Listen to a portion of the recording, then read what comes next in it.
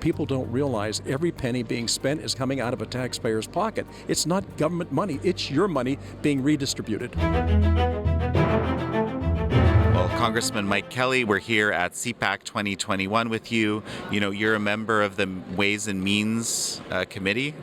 And you've been very, very vocal about this COVID stimulus bill that was just passed kind of just the other night. Yeah, and I think most of the American people need to know we already had $1 trillion worth of money allocated but not yet spent. Now we're going to throw another $1.9 trillion on top of that. And only about 9% of it's going to actually go to COVID relief. The other's going to go to backing blue states that have not been able to run themselves the right way. And a lot of this money is given away. So when we say, I have no problem with money that's targeted towards helping American people, this is not targeted the right way. It's targeted at helping all these blue states and in projects that have nothing to do with COVID. And I think the one thing that bothers me is when people talk to me about it, they say, well, you know, it's okay because it's government money. I said, not one penny of it is government money. Every single penny of it came out of your pocket. You're going to be co-signing on a debt that goes far into the future. And we know right now between funded and unfunded liabilities, the total debt in the United States is over $130 trillion. We talk so quickly about, it's $30 trillion we're up to right now. I said, no. Funded and unfunded liabilities, $130 trillion. We're spending money like there's no tomorrow. And we're not, the old adage is, let's measure twice, cut once. Let's make sure that every penny we spend, we get a positive return on that investment for our taxpayers. And we're not doing that.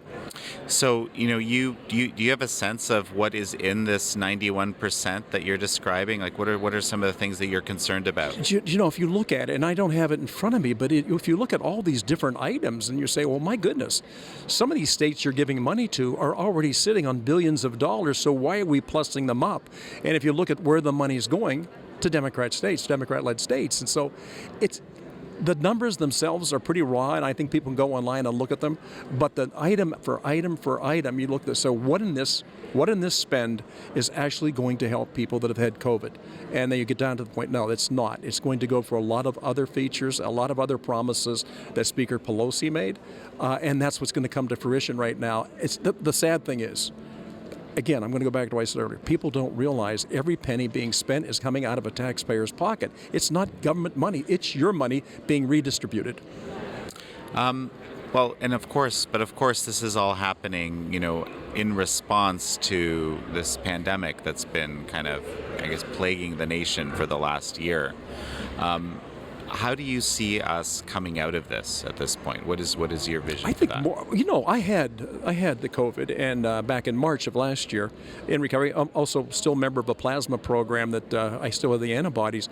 I think when you look at this, I don't know that we're ever going to come out of this. This is always going to be one of those things we refer back to in footnotes when it comes to spending. Don't forget, if something happens, let's make the most use out of this, out of whatever the crisis is. The longer we linger with this, I'm looking at things. Now, listen, I don't want to see any fatalities. I don't want to see anybody die. But the truth of the matter is, number one cause of deaths in the United States is not COVID, it's heart disease. Number two is cancer. One of the things that's going undetected right now and unmentioned is the number of abortions that are taking place right now in the United States. So when we talk about COVID, and I think we passed 500,000 people that COVID is being targeted for the cause of that. In some cases it is, in some cases it isn't. But I think we need to be sensible about these things. We know how to act responsibly. We know what we have to do to stay healthy. So follow the science on it to a degree where it's actual science and not just people talking and saying it's science. You know how to live your life. I know how to live my life responsibly. I think we look at it that way. We open our schools back up again.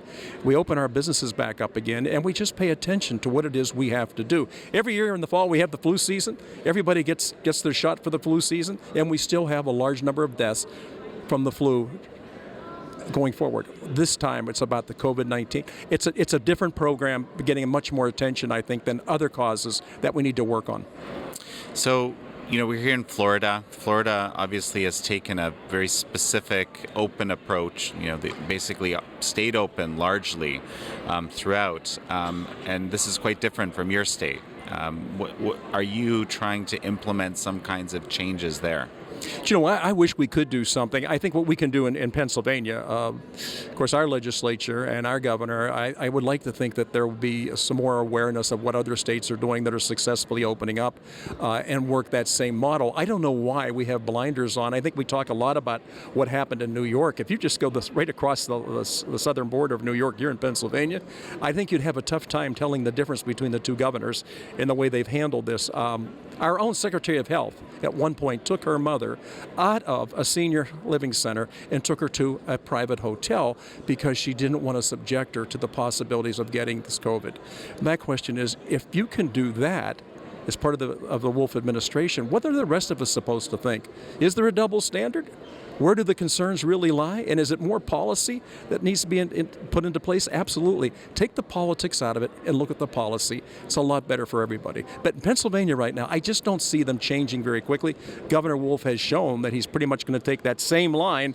We're opening very slowly. Open, close, open. Some people open, some people close. Look, it's just not very consistent, especially small businesses are really getting hurt. So, in this, the reality of the Congress today, Democratic control of the House, Democratic control of the Senate, of course, of the administration. What are you going to be doing? What can you do over the next at least 2 or more years? Yeah. I think what we can do is we can take a look at legislation that's coming forward. We can offer amendments, but the reality of it is that when you're in the minority, you are in the minority.